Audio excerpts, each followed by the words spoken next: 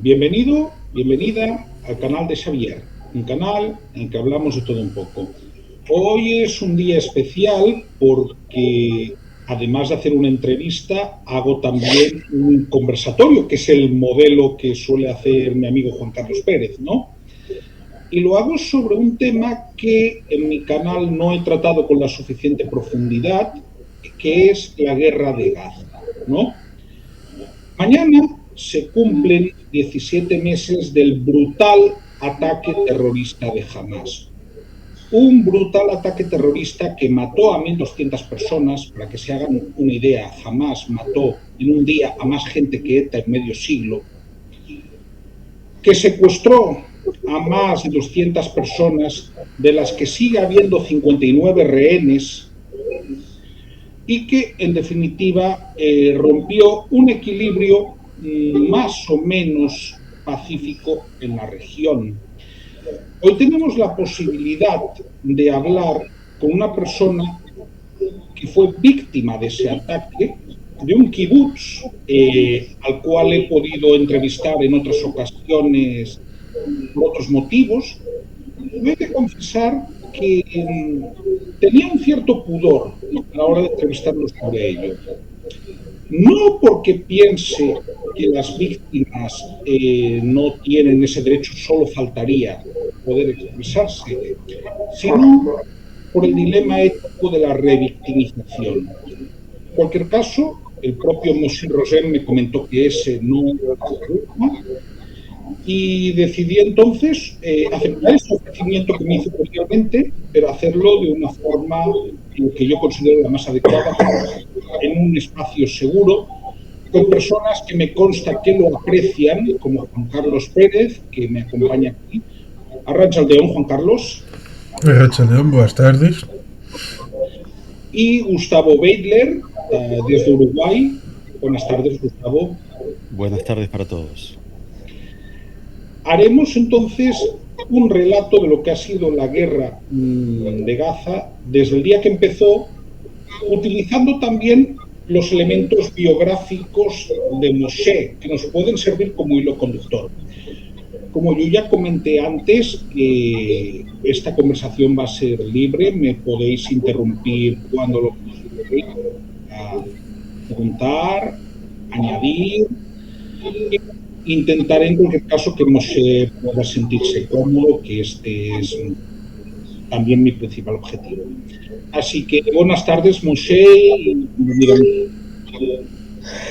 Buenas tardes, y aunque las circunstancias son realmente difíciles, porque la guerra que comenzó el 7 de octubre del 2023 todavía continúa, y es un conflicto que lo vivimos de manera cotidiana, y lamentablemente en lo personal, entonces yo todavía sufro las heridas de aquella terrible jornada, de modo que de alguna u otra manera el conflicto tiene para mí no solamente un sentido político o geopolítico, sino que tiene un significado muy existencial y muy personal. Pero para mí, de todas maneras, es muy grato poder reencontrarme tanto contigo, Xavier, como con Juan Carlos y con Gustavo, con los cuales también hemos compartido otros encuentros. Y creo que en esta oportunidad, justamente porque se cumplen 17 meses, y todavía hay 59 cautivos en los túneles de Gaza, entonces podemos tratar de intentar de hacer un pequeño balance y quizás también dilucidar algunas perspectivas sobre el futuro de este conflicto. Muy bien. Lo primero que yo tengo que preguntar, Moshe Rosen pertenece al kibutz Nir Itzhak, del que llegó a ser secretario general en la década de 1980, ¿no? Hay una entrevista que hice no hace mucho en la que me explicó con todo lujo de detalles cómo funciona un kibutz y su filosofía histórica. Fue una de las zonas del sur de Israel que atacó Hamas.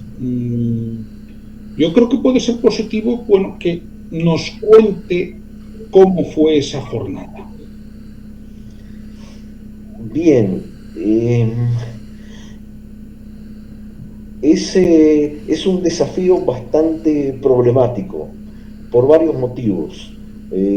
Primero, por lo que comentaba hace unos instantes, que tiene que ver con nuestro sufrimiento personal y familiar, porque también mi señora fue agredida, herida, nuestra casa fue prácticamente destruida, nuestras pertenencias fueron robadas, y hubo también un intento de secuestro a la Franja de Gaza, que a último momento, justamente por estar tan heridos, resolvimos jugar nuestra vida y pudimos evadir ese secuestro, pero toda esta experiencia tan fuerte, tan traumática, tan intensa, la compartimos con muchísima otra gente de nuestra región,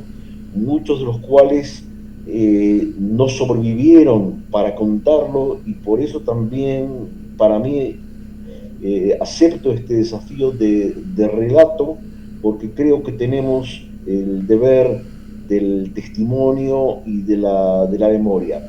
Pero como ya pasaron 17 meses,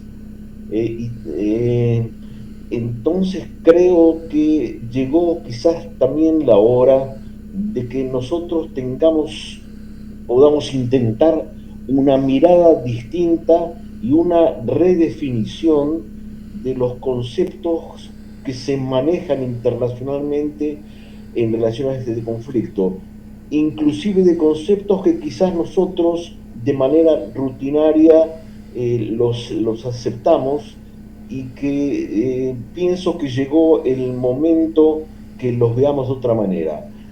Y digamos entonces como comienzo de esto, y es en cuanto al ataque. El ataque, si esto es solamente un ataque del Hamas y de la Jihad, o si esto es una guerra de Gaza.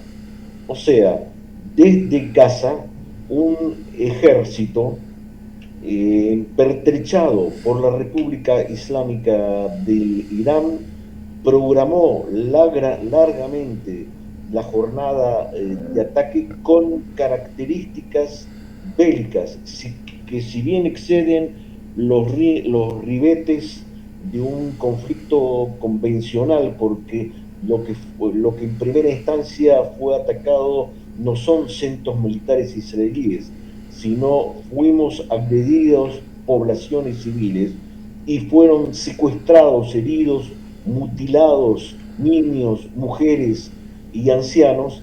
De todos modos, esto fue preparado, programado y ejecutado por un ejército.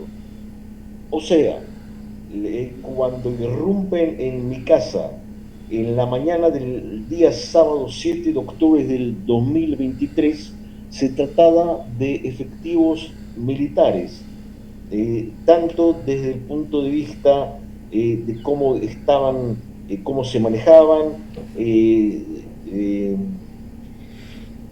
cómo estaban vestidos, sus armas, las órdenes a las cuales respondían, y hoy día podemos observar de que las características de las horas que nosotros vivimos cuando fuimos heridos, secuestrados, nuestra casa destruida y nuestras pertenencias robadas, son lamentablemente, dramáticamente, diría, muy, pero muy similares, idénticas a las que se produjeron en otras zonas del sur del país. O sea que esto no fue un ataque digamos así, espontáneo a civiles, sino que la agresión de los civiles forma parte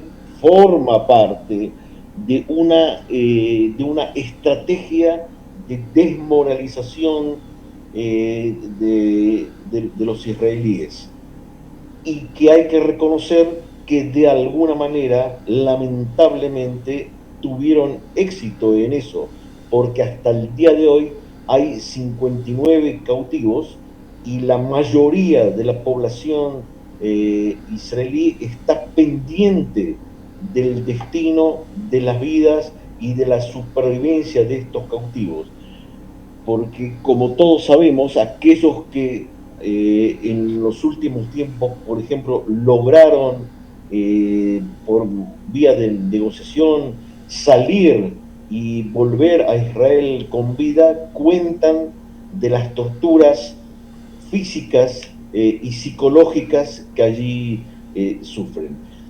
Y diría también para que ustedes puedan también referirse a este tema, que otro de los tópicos importantes que nosotros debemos cambiar y llevarlos de la confusión a la verdad, tiene que ver con los conceptos que se manejan en la prensa internacional y que pareciera ser de que son de consenso, y yo creo que son muy equivocados. Por ejemplo, es increíble, pero en muchos diarios y canales televisivos, cuando se hablaba de los niños que fueron asesinados a manos en Gaza por los gazatíes, por el ejército del Hamas gobernante en Gaza, entonces se tituló esa noticia como un intercambio de detenidos. O sea, los terroristas, los saboteadores, los asesinos que Israel no tuvo más remedio que entregar, en ese caso para posibilitar el regreso, la sepultura de la madre asesinada y sus pequeños niños. Entonces, en muchos lugares se lo colocó en forma simétrica, o sea, hay detenidos en Israel y hay detenidos en Gaza, y entonces hubo una especie de transacción. Y yo creo que esto forma parte del deseo de, consciente o inconsciente, de darle legitimidad al terror, porque se habla de la resistencia islámica, cuando en realidad esto se trata de una guerra que el Islam ha declarado contra Israel, pero que de alguna manera, y esto nos lleva a un tema mucho más complejo y más amplio, tiene que ver con una guerra declarada al Occidente y a la democracia en su conjunto. Compañeros, antes de seguir con el relato, ¿alguno de vosotros quiere añadir algo o comentar alguna cuestión, tanto Juan Carlos como Gustavo? Sí, a mí me gustaría aportar algo, que es lo siguiente. Cuando era niño, vamos a ponerle cuando tenía aproximadamente 10 años, yo conversaba mucho, yo tuve una muy linda relación con mis abuelos, tanto por el lado paterno como por el lado materno, pero hablé mucho con mi abuelo materno, y él me contaba que él, estando ya en Uruguay, recibía cartas de su familia en Lituania. Mi abuelo fue el primero de la familia en venir a Uruguay. Él llegó a Uruguay con su ropa y nada más. No hablaba español, no tenía un smartphone con un traductor, y lo estaba esperando en el puerto un amigo que había llegado antes, que le dio un canasto con palillos, los palillos que se utilizan para colgar la ropa. Fue lo primero que él tuvo para poder vender y poder empezar a juntar primero dinero para comer, para poder pagarse un cuarto compartido para dormir, y luego trabajar y trabajar para juntar dinero y poder enviarle dinero a su familia para traer a su hermano menor, para traer a quien luego fue su esposa, para traer a la hermana de quien fue su esposa, o sea, de mi abuela, y después no pudo traer a más nadie, porque empezó la guerra y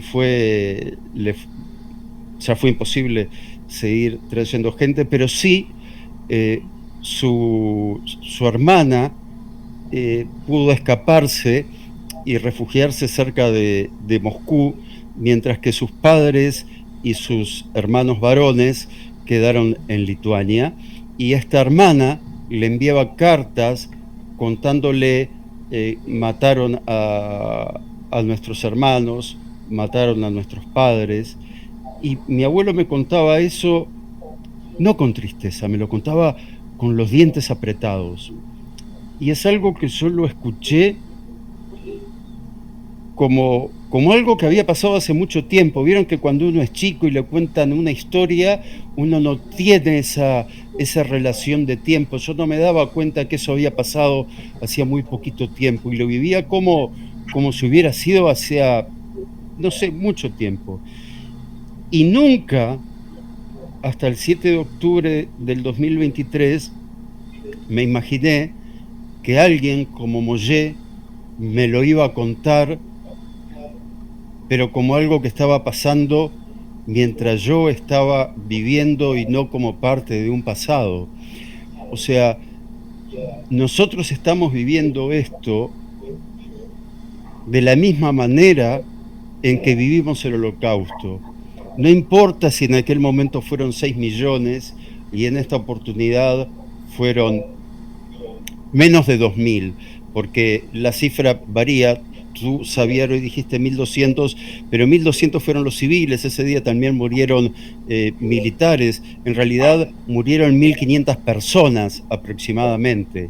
Y yo nunca me imaginé que iba a estar viviendo esto en mi presente. Pensé que solo era algo que había pasado y que no se iba a repetir. Pero lo estamos viviendo en el presente, y en este presente los judíos tenemos la ventaja de tener un ejército propio que nos defiende y no dependemos de otros. De cualquier manera es una guerra sumamente injusta, porque es la de un ejército que respeta los derechos humanos y que respeta las leyes de la guerra, respeta tratados que se han firmado, a diferencia de Hamás y otros grupos que no han firmado ningún tratado de nada, que no son ejércitos convencionales, son terroristas que no tienen necesidad de rendirles cuentas a nadie, mientras que el ejército de Israel todos los días, la Comunidad Económica Europea o la OTAN o la ONU le están rindiendo cuentas, le exigen que se le entregue a Gaza ayuda humanitaria, le exigen, y nadie le exige nada jamás. Y continuamente están poniendo a Israel como si fuera el culpable de las muertes que hay dentro de Gaza, cuando los únicos responsables de la muerte de los niños, de las mujeres, de los ancianos dentro de Gaza son Hamás y sus secuaces, no es el ejército de Israel. Y eso es algo que a mí me deja los nervios de punta, porque voy a poner un ejemplo. Cuando una mujer es violada y alguien dice sí, pero estaba usando minifalda, es totalmente imperdonable que se diga eso, y eso se está haciendo con el pueblo de Israel. Sí, Hamás mató judíos, pero nada. jamás mató inocentes que nada tenían que ver con ningún conflicto y eligió atacar a aquellos que dentro de Israel defendían a los gazatíes, que ayudaban a los gazatíes, que apoyaban a los gazatíes llevándolos a hospitales israelíes para ser atendidos. Entonces, es muy difícil. El otro día yo en mi canal hice un video justamente con un amigo rabino para tratar de entender cómo podemos continuar viviendo sin odiar, porque el odio nos envenena a nosotros y al odiado no le hace absolutamente nada. Entonces, ¿cómo tratar de seguir viviendo sin hacernos daño a nosotros mismos? Disculpen, pero yo utilizo estos momentos también para hacer un poco de catarsis y me pongo... Trato de ponerme en la piel de Moshe, trato de ponerme en la piel de los familiares de esos 59 secuestrados que continúan en manos de estos grupos terroristas y entender, y trato de que todos entiendan de que estos familiares y que todos los judíos somos torturados psicológicamente día a día por Hamás y nos obligan, a pesar de que todos los días somos torturados por ellos, a darles de comer, a darles energía eléctrica, a darles internet. No tengo más nada para decir. Sí, es complicado porque conceptualmente hablando estaríamos en un escenario como en un transatlántico con 5.000 personas en las que 59 caen por la borda o alguien las ha tirado por la borda, da igual, el concepto es un buen gobernante, es decir, un buen capitán de barco, no solamente debe pensar evidentemente en rescatar a esas 59 personas, sino también en no tener que hacer que esas 5.000 personas restantes tengan que llegar a un nivel de riesgo que sea ponerles a todos al mismo nivel y que se corra el riesgo de la desaparición completa de toda la tripulación, de todo el personal. Eso ciertamente es complicado, pero como dice Gustavo, Moshe, tú mismo Xavier, en diferentes épocas ciertamente hay que conocer y tener voluntad de conocer. Lo digo, por ejemplo, con el ejemplo de la situación de la Segunda Guerra Mundial, que a veces se habla de audiencia de vida y de un montón de cosas que luego han tenido derivadas y, ojo, no se supieron inmediatamente. Hubo cosas que se supieron a partir de los años 60, 70, 80, a veces con la desclasificación en los años 90 de archivos soviéticos, o con la captura de Eichmann en Argentina y el juicio ahí en Israel. En 1940, cuando se produce el terrible bombardeo de Hamburgo, esto se sabe, lo dijo mi amigo Óscar Maragaño, que tiene un archivo importante, este origen es chileno, pero también su abuelo y bisabuelo eran de Bilbao. Dijo que la circulación de información a través de cartas escritas en ese momento revelaba que los propios bombardeados decían entre ellos: esto es por lo que le hemos hecho a los judíos.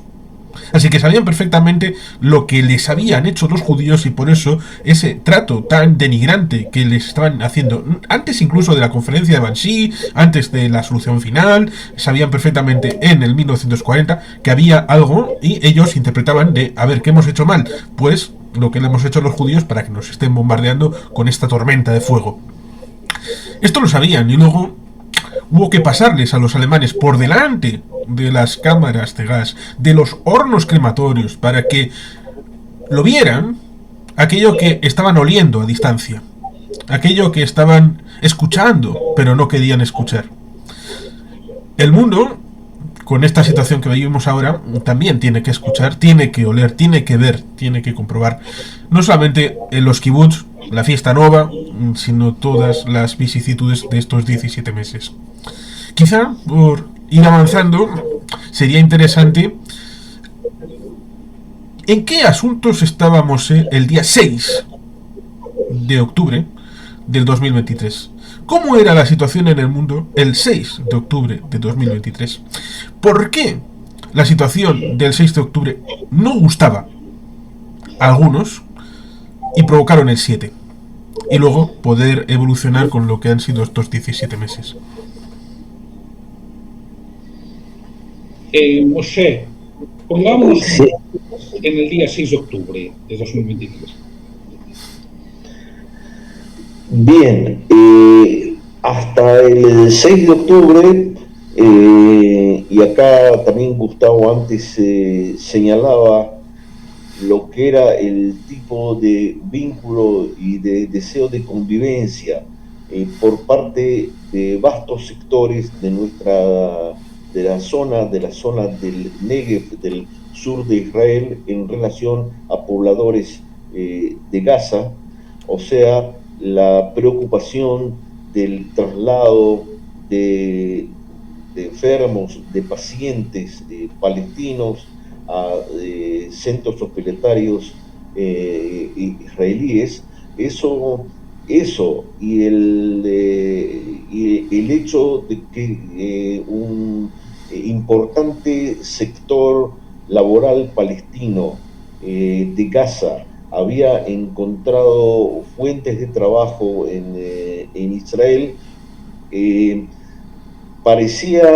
esto parecía diseñar una posibilidad de cierta calma y, y, digamos, de evitar el estallido de un nuevo conflicto como ya sucedió en otras oportunidades, aunque de vez en cuando, y nosotros en ese sentido lo vivíamos como una rutina en la cual ya estábamos acostumbrados, había agresiones, había misiles, había todo tipo de actos de provocación y de terror, pero no tenían de ninguna manera la dimensión que tuvo el ataque del día 7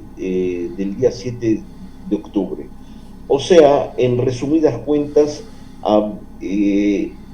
existía la ilusión de que se podía evitar el estallido de una guerra de las condiciones que hoy día estamos viviendo, somos testigos y todavía estamos angustiados en relación a las consecuencias de este conflicto. O sea, el Hamas, hay que reconocerlo, tuvo éxito en alimentar esas ilusiones de que era posible algún tipo de coexistencia con la franja de Gaza gobernada por un ejército islamista terrorista. Y la crueldad a la cual hacíamos referencia y que se desarrolló, con la cual se desplegó este tipo de ataque, insisto, no son actitudes espontáneas, sino son una estrategia militar del Hamas. Entonces, la distancia entre el 6 y el 7 de octubre es tremenda, a pesar de que hoy día sabemos, lo vivimos, hubo señales de un estallido. Días antes del 7 de octubre, una amiga mía, no de mi kibutz, sino de un moshav, de una población cercana a Gaza, como la nuestra, comentaba que ella pudo ver entrenamiento, siempre se veía, digamos así, efectivos militares gazatíes entrenándose, pero esta vez el entrenamiento militar ya tenía los visos de una verdadera manifestación, de una demostración pública. O sea,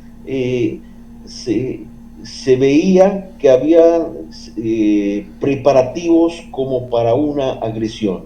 pero como este tipo de provocación ya existió en oportunidades anteriores, entonces esta rutina tuvo, como decía antes, un éxito en el engaño colectivo de la población israelí e inclusive, como hoy día ya se está investigando este tema, inclusive las fuentes militares y de inteligencia en Israel hasta último momento, hasta ya estallado el conflicto, no pudieron concebir las dimensiones de este ataque, o sea, creyeron inclusive hasta horas después de iniciada la guerra, el ataque masivo comenzó a las 6:30 de la mañana y hasta aproximadamente a las 8 de la mañana no se lo definió como una guerra total declarada desde Gaza contra Israel, y esto incidió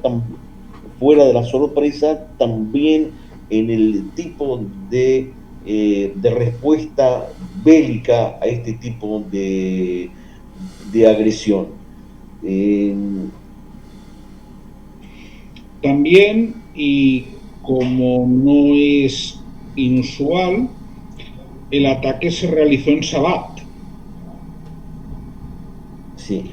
Lo digo porque no es la primera vez que los enemigos de Israel hacen eso. Sí, la guerra del perdón. Correcto. Sí, no solo era Shabbat, era Simchat Torah, Moshe, sí. No me acuerdo. Claro, sí, era una festividad importante. Sí, era la fiesta que se denomina acá Simchat Torah, con la cual se finaliza la lectura y se recomienza la lectura cíclica anual de la Biblia, y que es la fiesta que tiene un sentido de culminación de otra, que es la fiesta de las cabañas, que rememora también parte de la epopeya del éxodo del pueblo de Israel luego de la esclavitud en Egipto. O sea que acá había una festividad con un sentido simbólico muy importante, y en ese sentido el ataque de parte de Gaza no solamente rememora la sorpresa de la guerra de 1973, la guerra del Día del Perdón, sino que, como decíamos antes, el hecho de que esto se produzca en momentos de celebración es parte del plan de desmoralización de la población, porque fíjense ustedes de que hasta el día de hoy, cuando se habla acá del Día del Perdón, de lo que es Yom Kippur, no se habla solamente del carácter religioso de esta fecha, sino que se recuerda, y ya van a ser este año 52 años de ese conflicto. Entonces la fecha está también históricamente relacionada al estallido de aquella guerra de octubre también del año 1973. Y no me cabe duda de que de ahora en adelante, cuando se hable de la fiesta del Simchat Torah, que coincidió en aquel momento el día 7 de octubre, sábado 7 de octubre de 2023, esto va a estar vinculado siempre en la memoria colectiva del pueblo de Israel y me imagino de la grey judía en el mundo, con los trágicos episodios que nos tocó vivir y que seguimos viviendo hasta el día de hoy. Antes de continuar con el relato, yo quiero añadir algo. He hablado de ataque a Israel, porque sí, Israel es un hogar nacional judío, pero en Israel también hay ciudadanos musulmanes, hay ciudadanos cristianos, hay ciudadanos drusos. Jamás entre los rehenes tenía musulmanes, y esto me lo podrán comentar ustedes. Jamás mató también a israelíes musulmanes. Digo esto porque siendo Israel un Estado judío es un Estado donde los musulmanes israelíes tienen la ciudadanía y tienen plenos derechos políticos, los cristianos israelíes y los drusos tienen la ciudadanía y tienen plenos derechos políticos. De hecho, me podrán corregir, pero creo que el presidente del Tribunal Constitucional es musulmán en Israel. Y hay 2 partidos musulmanes en la Knesset. Sí. Pero esto es importante ponerlo en contexto, sobre todo para los no israelíes, para los occidentales. Sí, Y lo poner el mismo. espejo a lo que pasa en Gaza. Sí, el espejo de Gaza, pues simplemente por dar un dato que Gustavo y Mosé lo podrán ampliar. En Gaza, para 2.400.000 habitantes, había 36 hospitales. Y para dar la idea de cuántos cristianos católicos pudiera haber, hay solamente una ermita. Todavía es más. Una de las marchas más famosas del orgullo LGTBI es la de Tel Aviv. Sí. Preguntémonos si esto sería posible en Gaza.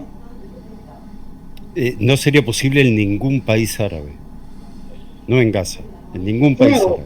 Sí, pero quiero ir al hecho de que cuando se está hablando de Gaza se está hablando de una dictadura teocrática.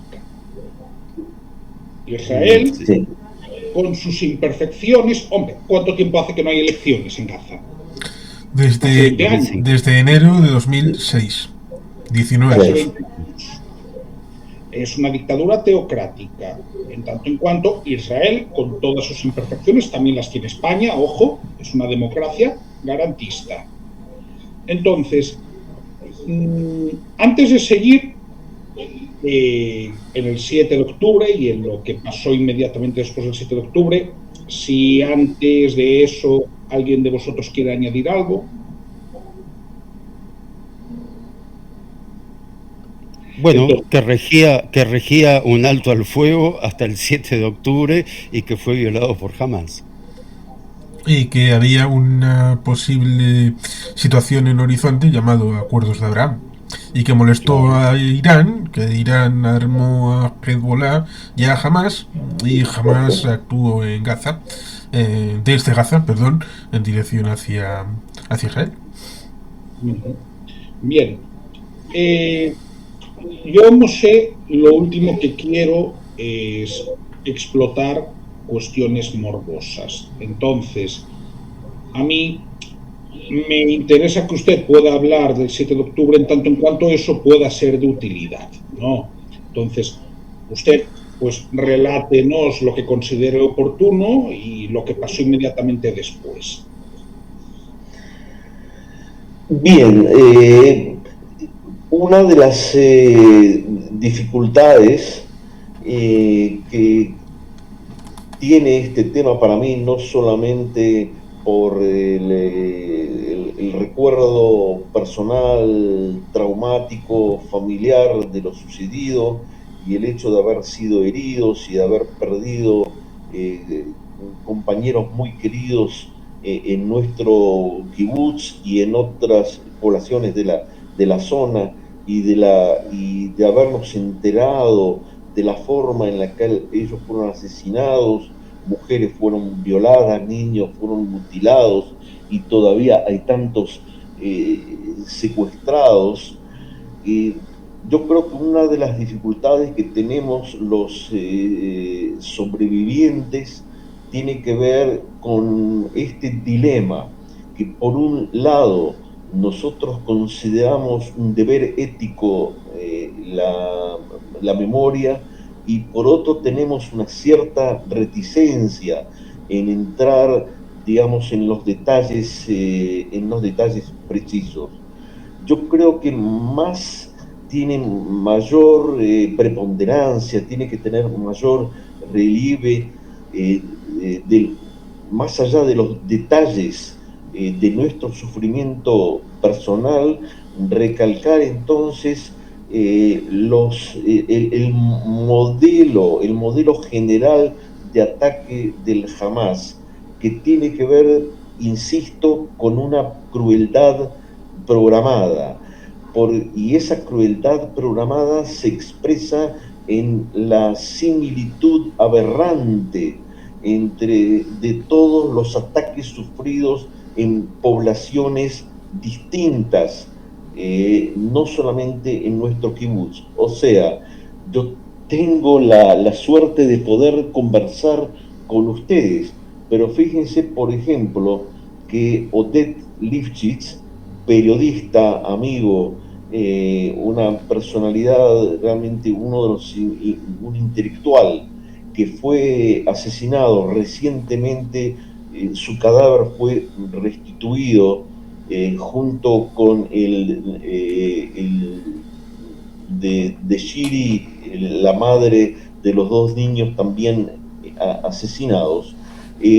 Odette Lifshitz fue herido en circunstancias similares a las mías, o sea, fue herido en sus manos tratando de evitar que la puerta de su refugio sea irrumpida por los invasores, con la diferencia de que nosotros pudimos evadirnos, fugarnos del secuestro a la Franja de Gaza, y él y otros muchos que fueron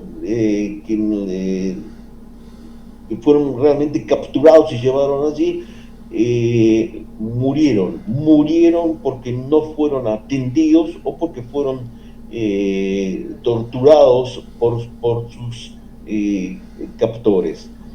Y la crueldad desplegada por el Hamas no termina con lo que está sucediendo en estos precisos momentos con los cautivos en Gaza.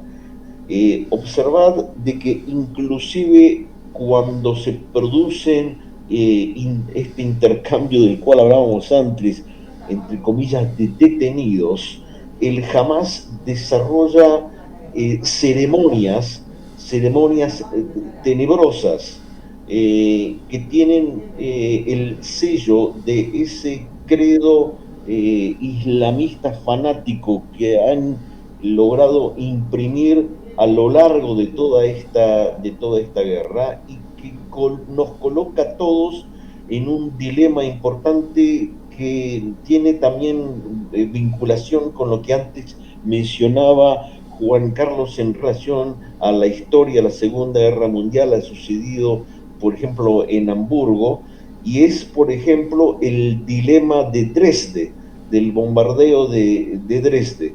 O sea, en lugar de que el cuestionamiento se le haga al país y al gobierno agresor, entonces muchas veces el cuestionamiento se le hace a aquel que trata de defenderse y detener esa agresión. Y esto se observa en este momento en Gaza. Yo sostengo de que la dictadura islamista, teocrática, militarista de Gaza tuvo en cuenta perfectamente desde un primer momento cuáles iban a ser las consecuencias en lo que se relaciona a su población civil. Pero la falta de solidaridad y de protección hacia los civiles de Gaza por parte de su gobierno no son solamente expresión de una política fría y circunstancial, sino que tienen que ver con algo mucho más acendrado, de carácter religioso, teocrático, y que se podría resumir con diciendo que están dispuestos a sacrificar masivamente a su población con tal de mantenerse en el poder. En estos momentos, por ejemplo, en que se habla, en que muchos reclaman seguir proveyendo con las provisiones y con los suministros a la población de Gaza, aquellos que administran la recepción de los suministros, de de medicamentos o de alimentos, es el Hamas. El Hamas lo roba y luego lo vende a sus habitantes. Es lo que en este momento hace el gobierno, del gobierno de Gaza. Yo insisto, el gobierno, porque creo que hay una responsabilidad de parte de los gazatíes que excede las circunstancias precisas de esta guerra. Y yo creo que en ese sentido, si va a haber algún tipo de solución futura del conflicto, tenemos que desprendernos de las ilusiones, aquellas ilusiones alimentadas hasta el día 7 de octubre, y que tenemos que tratar algún tipo de perspectiva mucho más radical, mucho más importante, mucho más a largo plazo, para tratar de evitar que el odio en el cual están siendo instruidos los niños en casa, entonces tenga expresiones en nuevas agresiones, nuevas guerras, nuevas tensiones. Y acá estamos frente a un desafío muy difícil, que yo creo que nadie lo toca en el mundo, porque se habla solamente de las circunstancias actuales. Ahora, en el momento que haya, supongamos, algún cese de fuego definitivo, si no se va a lograr alguna solución de orden más radical, más importante, más a largo plazo, en unos meses o en unos años va a irrumpir nuevamente un conflicto, como sucedió en estos últimos 20-25 años. Compañeros, ¿qué queréis añadir? Gustavo, Juan Carlos, ¿quién quiere empezar? Hombre, yo no sé si me ameritará o no. Tengo aquí en el móvil los mensajes intercambiados, como sé, del 7 de octubre por la mañana. Y ciertamente lo importante es tener esa perspectiva respecto de, primero, ¿qué está pasando en Gaza? En esos 19 años de dictadura teocrática islamista, con lo que suponía la exclusión de no solamente los judíos, sino también los cristianos y todo aquel que estuviera en contra, incluso los propios musulmanes, como es el ataque respecto de OLP Fatah, atacados para ser lanzados por los balcones, por las ventanas, porque hubo esa guerra civil en el año 2006-2007. El hecho de que... Fue una ola de suicidios, ¿no? Sí, como ciertos oligarcas rusos después de 2022 que tuvieron algún problema simplemente por pensar distinto de lo que el zar del Kremlin pues piensa de la agresión con Ucrania. Claro. Son cosas fortuitas, claro que sí. Como fortuita es el hecho de que al lado y abajo y encima y en todos los ámbitos, al lado de instalaciones de la ONU o de educación, de salud, debajo de hospitales, debajo de contenedores de alimentos, es decir, almacenes de alimentos, incluso debajo de la sede de Naciones Unidas en la Franja de Gaza se encontraban los servidores de internet de Hamas con conexiones respecto de las instalaciones de placas solares en el techo, no solamente utilizadas para el propio mantenimiento de la sede de la ONU, sitios de entrenamiento de los Navy SEALs de Gaza, de Hamas, de las fuerzas de tierra o de mar, porque tenían una pequeña flotilla de barquitos para hacer la guerra también por mar, incursiones estilo pirata,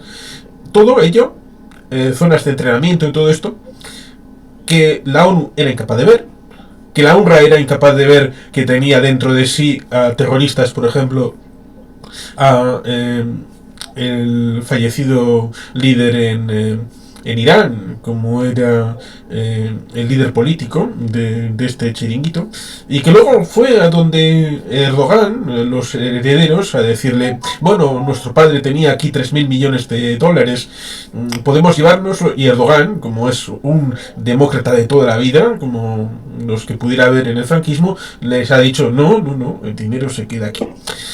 Todas estas cosas, evidentemente, reflejan esa idea que ha dicho Moshe de que la ayuda humanitaria llegaba a la frontera con Gaza y ahí lo secuestraban, y en buena medida los camiones, ojo, túneles enormes, grandes, iban hacia el túnel, lo que sobraba lo enviaban al mercado negro. Han gastado decenas, miles de millones de dólares en todas estas infraestructuras, y hay una cosa en la que Donald Trump tiene razón, porque no puede ser tan malo de equivocarse en todo lo que dice. ¿En qué tiene razón? Lo mismo que tenía razón respecto del Nord Stream, respecto de la dependencia de Alemania respecto del gas ruso, tiene el hecho de que Israel se retira unilateralmente de Gaza en 2005. Cuando Israel se va de Gaza, tenían zonas para agricultura, preciosas. Tenían resorts, porque ahí sí había resorts en la playa, para hacer turismo. Tenían una potencialidad para la economía, y en vez de hacer eso, se centraron en el odio, en la destrucción, en el terrorismo, se centraron en tratar de sacar las tuberías que la Unión Europea había dejado para el suministro de agua, sacarlas para construir cohetes, construir a través de una industria cementera que se basaba en ese cemento donado por los países árabes, las ONGs y todo esto, que en teoría era para hacer casas, para hacer túneles, que es el tamaño, creo recordar que es como la mitad de Menorca, y tienen una red de túneles que es más que la red de Nueva York. Ojo, cuidado, es una brutalidad. Es, por lo tanto, el hecho de que la potencialidad que tenía... Una pausa, sí, Juan Carlos, permíteme. Sí, termino solamente con solamente una cosa, y te dejo. La potencialidad que tenía se truncó solamente con dos industrias que funcionaron en estos 19 años, solamente dos. La de cemento para construir túneles, y la de cohetes para destruir a Israel. Con la situación que evidentemente todos conocéis, de que cuando atacaban Sderot, eso no era noticia. Pero cuando Israel respondía para defender Sderot, eso sí era noticia. Y para hacer un pequeño dibujito, para darle la dimensión de lo que son los túneles, justamente en Manhattan, durante el horario de trabajo, hay 10 millones de personas, de las cuales más de 1 millón por día utilizan los subterráneos. Bueno, en Gaza, donde viven poco más de 2 millones de personas, hay más kilómetros de túneles que en Manhattan. Yo, para que tomen una dimensión de eso, y agregar otro dato, el plan Marshall, que fue el plan para la reconstrucción de Europa luego de la Segunda Guerra Mundial, el plan Marshall lo tenemos que multiplicar por 10 para saber cuánto dinero se le ha entregado a los grupos terroristas que gobiernan Gaza, porque no se los entregaron al pueblo gazatí, se los entregaron a quienes gobiernan mediante el terror la franja de Gaza. 10 veces más. ¿Cuál es la diferencia?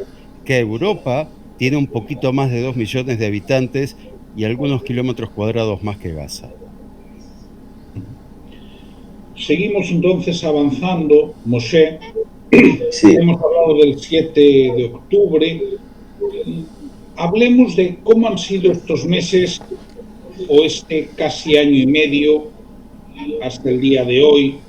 Puede hablar de lo personal, puede hablar también de cómo ha evolucionado la cuestión, y sobre todo de cómo ve que evoluciona la cuestión dentro de Israel.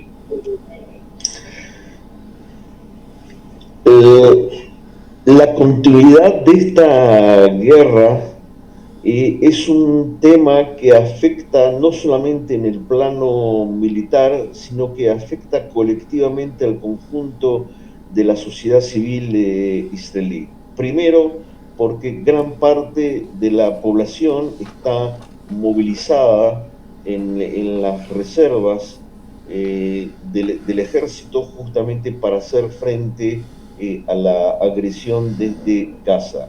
Pero por otro lado hay que tener en cuenta de que aparte de los muertos, no solamente en el 7 de octubre, sino a lo largo de estos meses, hay alrededor de 24.000 heridos, muchos de ellos graves y muchos de ellos ya discapacitados como consecuencia de estos ataques. Y esto tiene que ver no solamente con efectivos militares israelíes, sino también con muchísimos civiles.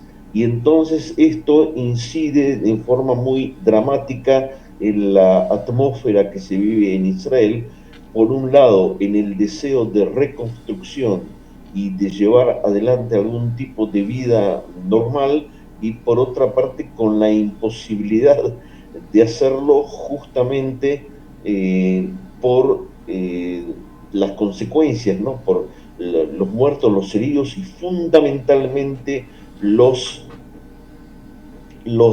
rehenes que todavía están cautivos en casa. A todo esto hay que añadirle que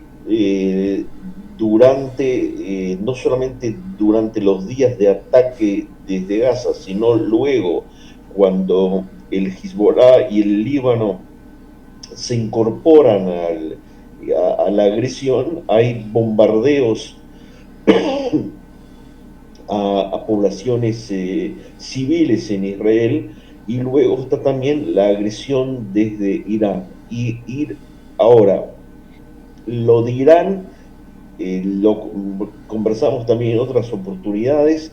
El tema de Irán es una cuestión clave en todo este conflicto, porque la República Islámica del Irán es la que mantiene y alimenta las llamas de este conflicto bélico. Y entonces lo que sucede es que Israel, nosotros en este momento estamos conversando sobre lo que pasa con Gaza, pero en realidad Israel tuvo que hacer frente a agresiones desde el Yemen, con la cual no tiene un país con el cual no tiene frontera y que supuestamente no tendría por qué tener conflicto, o como por ejemplo desde Irán. O sea que grupos terroristas de los hutíes, por ejemplo, desde el Yemen, y grupos islamistas desde el Irán, y factores belicistas como el Hezbollah en el Líbano, o lo que sucedió hasta recientemente en Siria. Entonces hay un conjunto, hay un espectro de frentes bélicos con los cuales Israel tuvo que hacer frente, y que, insisto, tienen su núcleo fundamental, su promotor en la República Islámica del Irán. Me da la sensación de que en la prensa internacional se desdeña la complejidad del conflicto, y es mucho más fácil centrarse en el drama de Gaza. Y como decíamos antes, cuando se hace esto, inclusive se modifican o se hace una manipulación de los conceptos básicos del conflicto, porque no se toma en cuenta como tiene que ser la responsabilidad, por un lado, de Irán en esto, y el hecho de que el Hamas no es solamente un grupo terrorista, es claro que es un grupo terrorista terrible, pero es el gobierno de Gaza. Y a mí me parece que no es casual esto, y esto tiene que ver con el hecho de que de un principio existe un prejuicio básico, existencial, respecto de Israel, que tiene que ver con la falta de legitimidad de parte de muchos sectores políticos, periodísticos en Occidente, que consideran de que hay un pecado de nacimiento por parte de Israel, y entonces se justifica el ataque del Hamas como se justifican otras cosas más. Y eso explica o trata de explicar el hecho de que sectores estudiantiles o movimientos feministas, agrupaciones de derechos humanos le den apoyo a organizaciones teocráticas, islamistas, terroristas, y que han justifican o por omisión o por apoyo a las violaciones y a las torturas, y al hecho que en estos momentos en los cuales nosotros estamos hablando todavía hay 59 cautivos que están siendo torturados y hambreados en los túneles subterráneos a los cuales Juan Carlos hizo referencia recién en Gaza. Ahí se me plantea una cuestión, y es, bueno, directamente sabemos que la UNRWA está infiltrada por Hamas, es decir, eso ya digamos que no tiene cuestionamiento porque la propia UNRWA lo tuvo que reconocer. Sí. Pero hasta el punto de que en sede de Nueva York de la ONU, en este tiempo, hubo una exposición de terrorismo. Adivinad, no es fácil, ¿verdad? No es fácil. Adivinad qué hecho terrorista de todo este tiempo no apareció en la exposición. El ataque del 7 de octubre. Correcto. Claro, pero es que ahí se añade otra cuestión, y yo lo comento porque es que hay personas de buena fe que pueden decir lo siguiente. Yo personalmente tengo muy claro que Israel tiene derecho a defenderse y tiene derecho a existir. Por lo tanto, y lo he dicho además en algunos foros y en algún debate, ¿no? Israel es una democracia, jamás lidera una dictadura teocrática. No los voy a poner al mismo nivel. Dicho esto, evidentemente intentan utilizar el supuesto derecho de los palestinos a la legítima defensa, pero claro, a uno que vaya a la historia, y claro, eso sería largo, pero intentaré, si se me permite, ser sintético respecto del hecho de que si quieren establecer la legítima defensa, entonces cuando se produce la partición del 47 y en la guerra de independencia de Israel del 48-49, donde el territorio que iba para los árabes palestinos dentro de una participación de la partición, nos encontraríamos con que Egipto toma la parte de Gaza y Jordania toma Judea y Samaria, lo que ahora se conoce como Cisjordania, que es un nombre muy muy actual. El nombre histórico es Judea y Samaria. Con lo cual, uno se preguntaría, ¿entonces hubo resistencia armada de los palestinos con los egipcios y con los jordanos? Respuesta evidente, no. No. Por eso nos encontramos con la situación de que después, en 1970, intentan un golpe de estado en Jordania, no le sale bien, hay una guerra civil, hay muchos miles de muertos, dicen que muchos más, dicen que más. De Jordania no quería saber nada de ciertas historias y fue de los primeros países de la zona en hacer relaciones con Israel. Sí, en 1994. Y luego son trasladados a Siria brevemente, ahí volvieron a montar un problema y fueron trasladados luego a Líbano y ahí desestabilizaron completamente la Suiza de Oriente Medio, montaron una guerra civil alucinante. Luego en los años 80 se ocuparon de ser como un grupo más, una secta armada que luego en el 85, cuando los llevan en dirección a Túnez, supusieron un vacío de poder, como si fueran estos clanes como los de México, cárteles de narcodictadura y todo esto, lo cual ciertamente es increíble. Los judíos que habían aceptado Vale, en 1917, que le prometieron a un montón de gente el territorio en el acuerdo Sykes-Picot, en la promesa a dos familias que controlaban o disputaban el control respecto de Medina y la Meca, porque solamente puede quedar uno, le prometieron a más de uno los británicos, bueno, estamos en guerra, no se enterarán entre ellos. Luego sí se enteraron y tuvieron que inventarse un país de por medio y luego darle otra salida para estas familias. El Balfour responde a unos criterios antisemitas.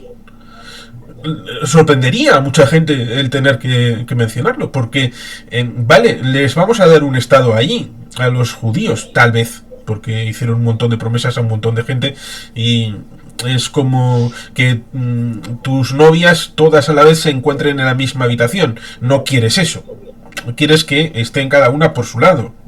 Y Balfour lo que quería era quiero que los judíos estén fuera, que no estén aquí, porque son gente mala. En ese entorno, que no solamente permeó a Alemania, también permeó a la Francia de Dreyfus, el caso de Dreyfus tan conocido, el Jacques de Émile Zola.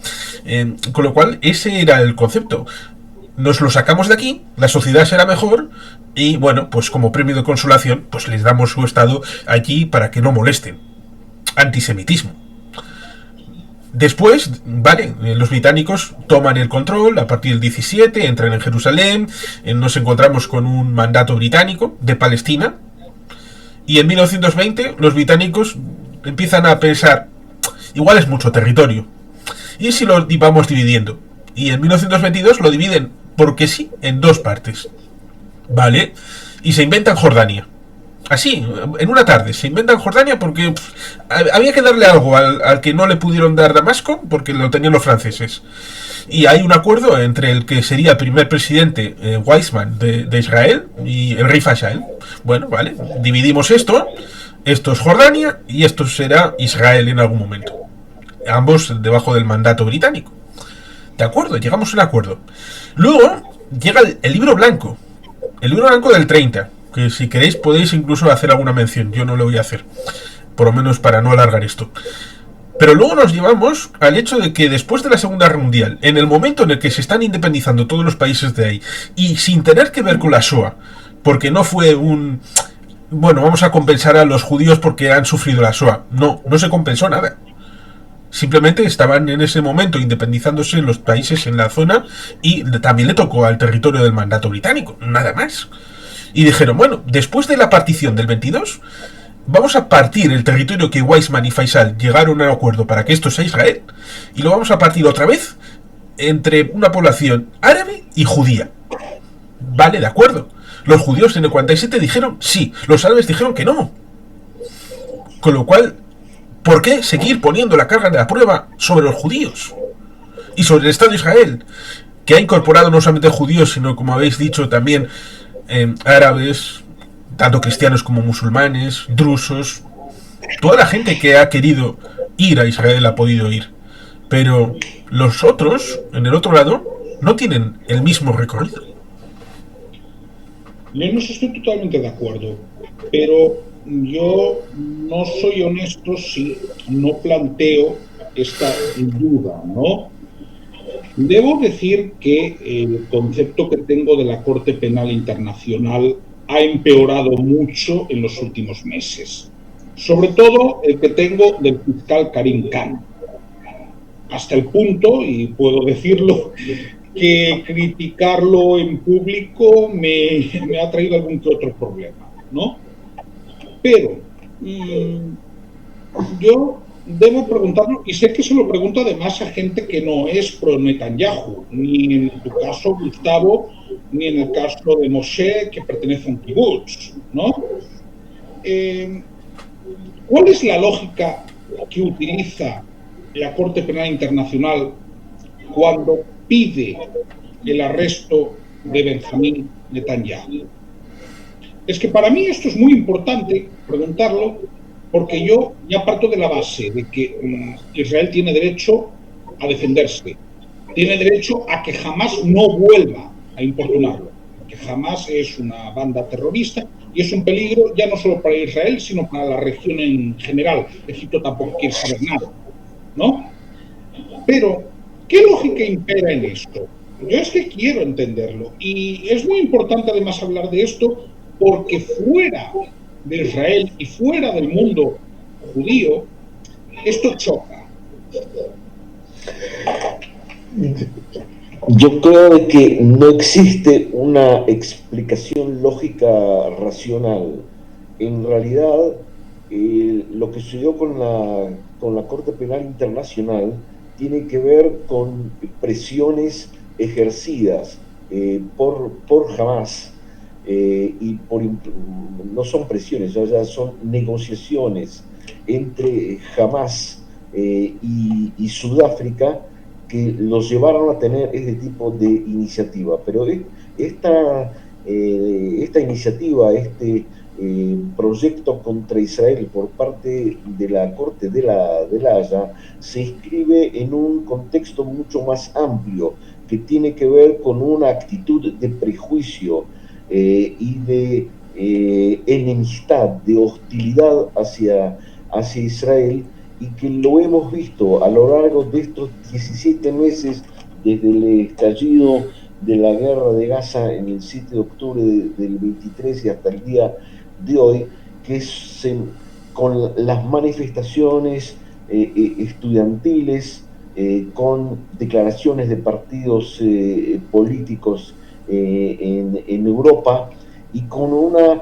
cantidad de demostraciones que en realidad no tienen un asidero lógico, sino que tienen un prejuicio. Y este prejuicio se podría resumir, para hacerlo en forma muy gruesa, muy breve, porque el tema es mucho más amplio, más complejo, más profundo, pero si tuviésemos que sintetizarlo, tiene que ver con el hecho de que Israel representaría a la cultura blanca y occidental, y entonces los palestinos serían como los africanos nativos perseguidos por los colonizadores. Y aunque, como bien dijo antes Juan Carlos, la historia es justamente al revés de este planteo, pero en realidad no son planteos racionales los que inspiran este tipo de políticas, sino que son prejuicios fáciles. Y este tipo de prejuicios son la política del woke, etcétera, son muy peligrosos, porque en definitiva van a actuar, ya están actuando como un boomerang contra Occidente, particularmente contra Europa.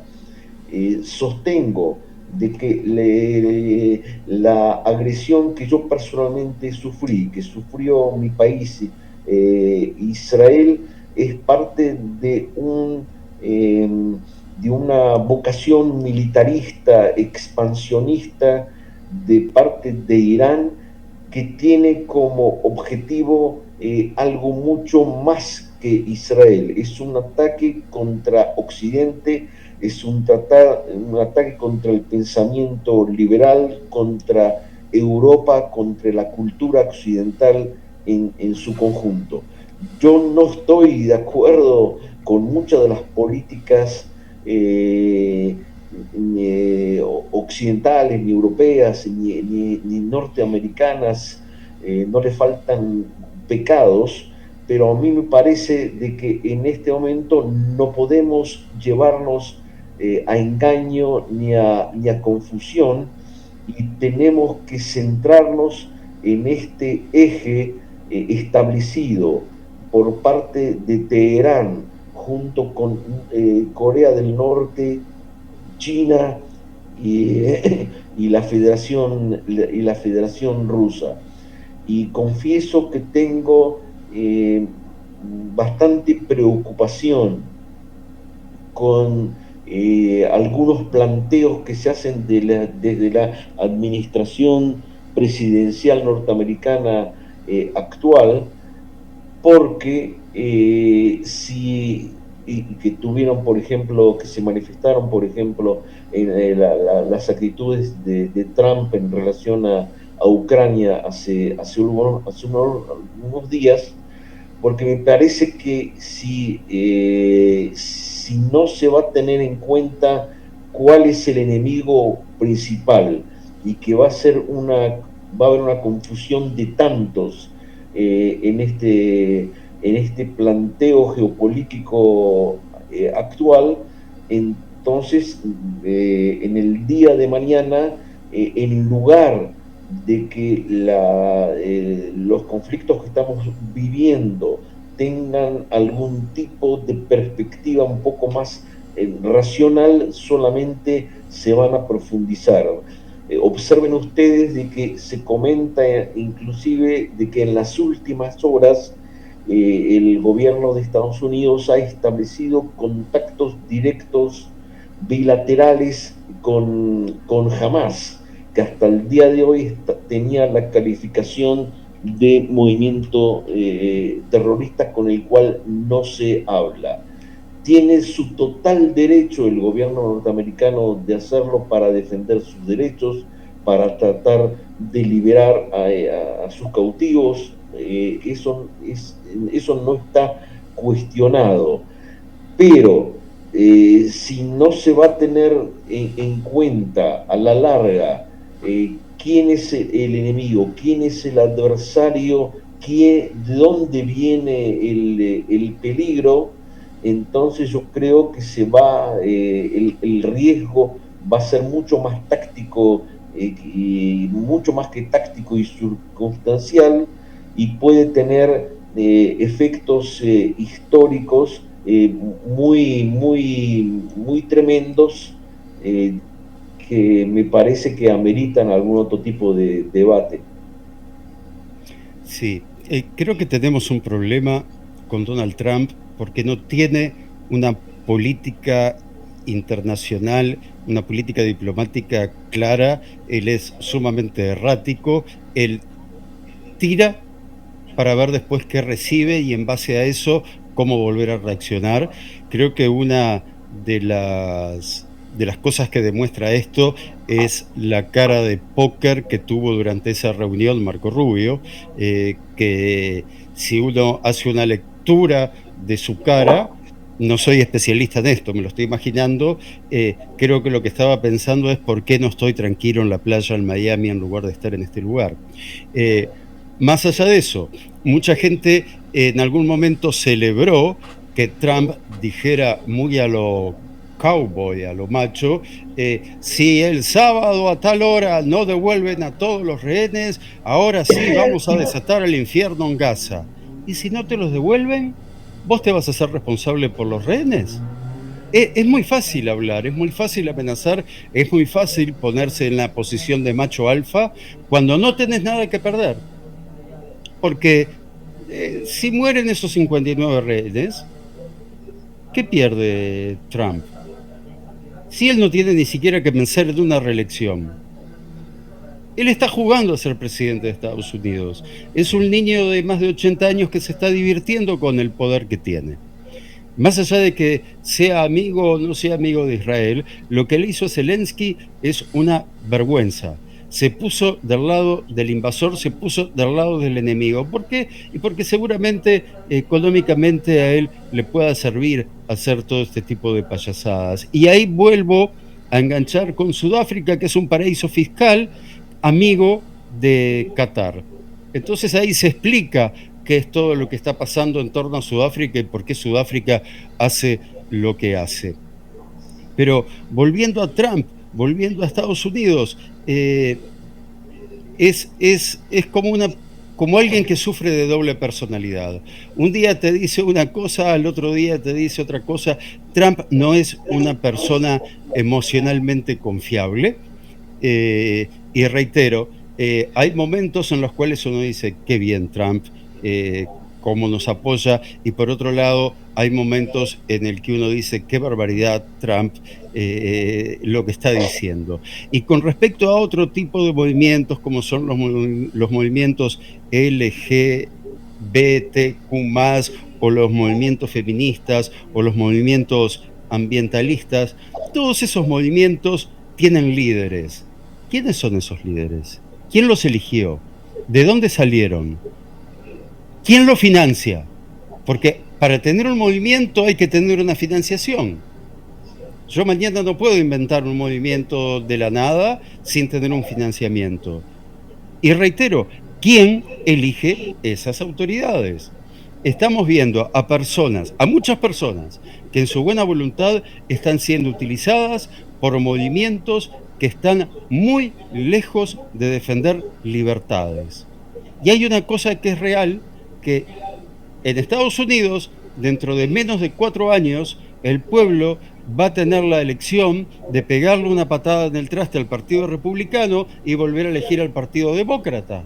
O no, pero va a tener la opción de hacerlo. Sin embargo, estos movimientos feministas, verdes, inclusivos, no están luchando por el derecho a elegir, no están luchando por el derecho a cambiar y luego volver a cambiar. Están luchando por lo que ellos creen que es el derecho a cambiar, pero una vez que cambien, no van a tener el derecho de volver a cambiar y ellos van a volver a ser una minoría y van a volver a ser víctimas. Es lo que hay que entender. Este 8 de marzo, el Día de la Mujer, en Uruguay, en Montevideo, va a haber una marcha con banderas palestinas. Esas mismas mujeres que no van a tener el derecho a marchar en Gaza ni en ningún país árabe. Entonces, no podemos confundirnos. Hoy hay una guerra a nivel mundial, no necesariamente armada, que es entre libertad y totalitarismo. Lamentablemente el totalitarismo está utilizando a la libertad para luchar contra esa libertad y poder tener de rehenes a quienes en Occidente defendemos el derecho a elegir. Y efectivamente, pero Gustavo, la manifestación que comentas que se va a realizar en Montevideo es algo mucho peor. No se trata solamente de un apoyo al Hamas. En realidad acá hay una omisión, una negación o una justificación de la masacre del día 7 de octubre de 23, de las violaciones de las mujeres, de las mutilaciones, del secuestro de niñas y niños. O sea, es toda una experiencia de persecución, de masacre, de tortura, de violación, perpetrados por Gaza contra Israel el 7 de octubre del 23, porque en aquel momento no se manifestaron, mantuvieron silencio. Ahora, si en aquellas circunstancias el pretexto podría ser una supuesta ignorancia, en este momento ya no es ignorancia, en este momento se trata ya de una identificación plena con una agresión genocida por parte de Gaza. Y este es, yo creo, de que los peligros, los riesgos que tiene este tipo de manifestaciones en las calles va mucho más allá de una simple circunstancia política. A mí me preocupa digamos, por su incidencia cultural, por su sentido educativo, por cuál va a ser el sello que va a dejar en los próximos tiempos, quizás en la próxima generación. Si no va a haber un cambio de rumbo en este sentido, entonces en realidad esto va a ser una perpetuación de la guerra, no solamente en Gaza, sino quizás muy lamentablemente en otros confines del mundo también.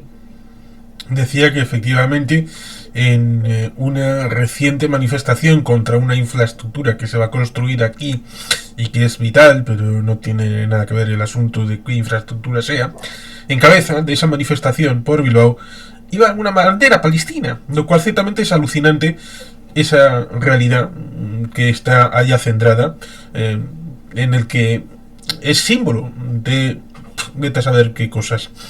Y el juego de espejos.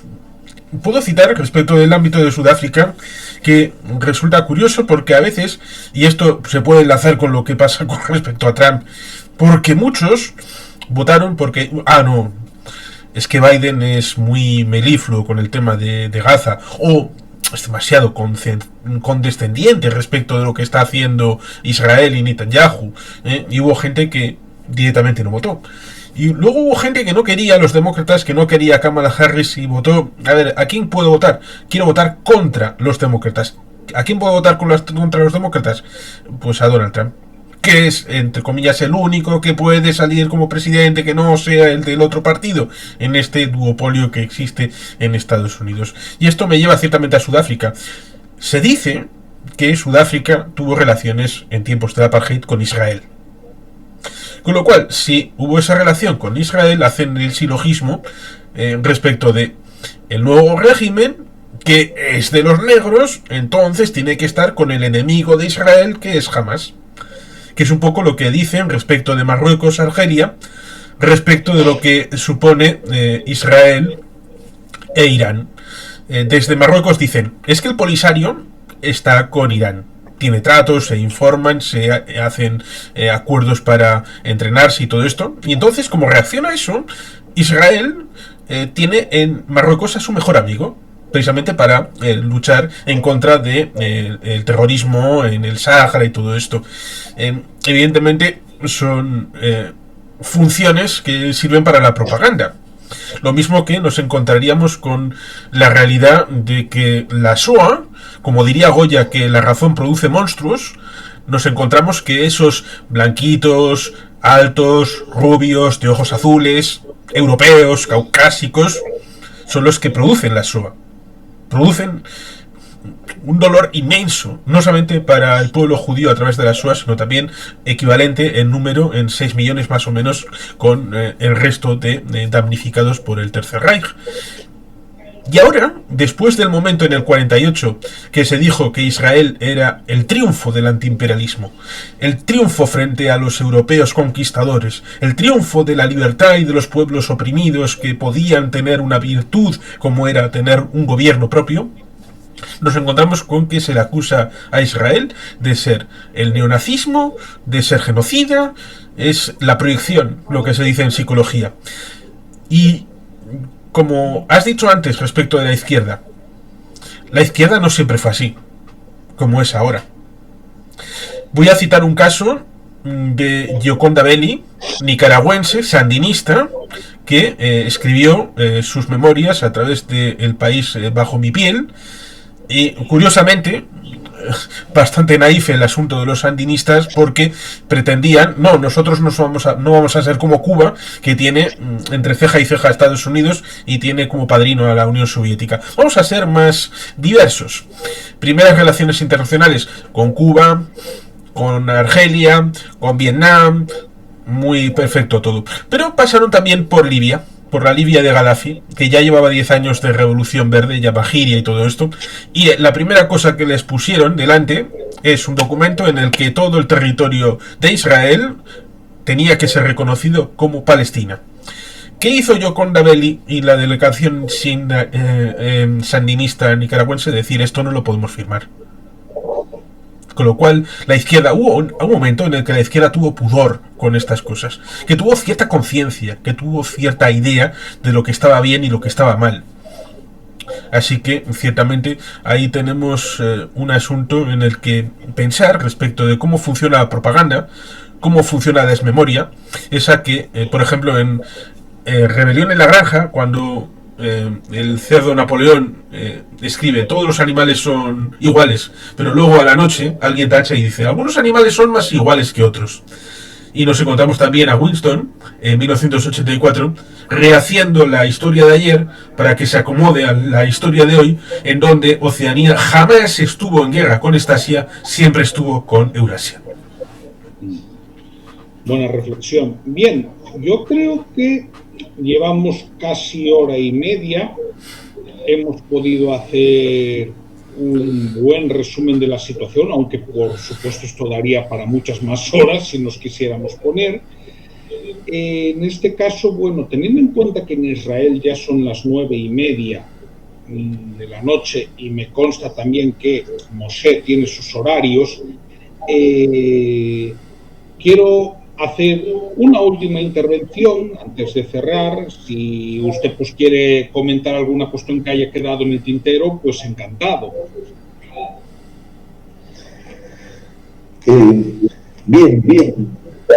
Agradezco nuevamente esta oportunidad del reencuentro contigo, Xavier, Juan Carlos y con Gustavo. Es siempre enriquecedor este diálogo. Nosotros nos seguimos tratando de recuperar de nuestras heridas. Este proceso de recuperación personal lo percibo como difícil, no solamente por la gravedad de las heridas, sino por lo que comentábamos en el hecho de la continuidad del conflicto, y yo a veces percibo, siento como una especie de nueva puñalada, de nuevo disparo, más allá de la ráfaga que recibí en mi mano el 7 de octubre del 23, siento como otra ráfaga, como otro ataque, este tipo de manifestaciones, por ejemplo, lo que contaba antes Gustavo, y las expresiones de prejuicio que también comentaba Juan Carlos, y que realmente me preocupan, porque en algún momento soy optimista y voy a salir de mi situación de herido y de sobreviviente, pero yo quisiera vivir, todavía tengo esa esperanza en un mundo distinto, donde no predominen o no tengan esta incidencia tan tremenda los prejuicios antisemitas, antisionistas, anti-israelíes. Quisiera aspirar, y trato de seguir construyéndolo, un mundo con otro tipo de horizonte, ¿no? Gustavo, Juan Carlos, si queréis hacer alguna intervención de cierre, por supuesto. No, de mi parte, simplemente el homenaje a todos los caídos del 7 de octubre a la fecha, que sepan que uno piensa continuamente en ellos, y para entender lo que es la tortura psicológica a la que sigue siendo sometida principalmente los familiares de las víctimas de aquel 7 de octubre, recordar que hace unos pocos días el papá de una de las chicas asesinadas en el Festival Nova se quitó la vida. Y no es el primero, ya ha habido varios. Así que el terrorismo de Hamás está activo y funciona las 24 horas del día, los 365 días del año. Y que, como has recordado en alguno de tus vídeos en el canal, puedo llegar a decir que el ataque contra un español en el Museo del Holocausto de Berlín es un acto de antisemitismo. ¿Por qué? Porque fue buscando judíos que matar. Encontró un español, pensó que era judío y le mató. Nos encontramos con una situación que evoluciona, cambia todos los días, respecto de Gaza, respecto del Líbano, respecto de lo que sucede en Siria, con, por ejemplo, los drusos.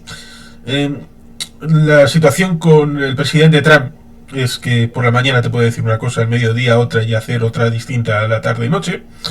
Y que Irán está enriqueciendo uranio más allá del 80%, con lo cual eso podría ser un desestabilizador, el hecho de que Irán pudiera tener arma nuclear. Y parece que está cerca este asunto. Y como no quiero simplemente más que sumarme a ese reconocimiento a las víctimas, a los supervivientes, a todos aquellos que debemos memoria y honrar, pues simplemente añadiré, como terminas los vídeos, Gustavo, Am Israel Hay. Muy bien, pues lo dejamos aquí. Por supuesto, quiero recordar que tanto Juan Carlos Pérez tiene un canal personal, es un canal más coral, mientras que Gustavo Beidler, aunque ahora está incorporando de vez en cuando otras temáticas, tiene un canal de nicho donde actualiza día a día cuestiones relacionadas con Israel y con el pueblo judío, ¿no? Entonces, son ambos canales de interés que yo aconsejo visitar. Y Moshe, muchas gracias por su tiempo. Y no voy a acabar el vídeo haciendo una llamada a la acción porque si a quien lo ha visto le interesa, pues ya sabe lo que puede hacer, puede comentar, puede compartir. Ya aviso, yo no tolero insultos antisemitas, ya lo digo de entrada. Si alguien hace un insulto de este tipo, ya le digo que no va a entrar. Y nada, lo dicho, que a quien le guste puede comentar con respeto, compartir, darle al botón de que le gusta o suscribirse. Me sumo al lema Israel High. Shalom, shalom. Ya está.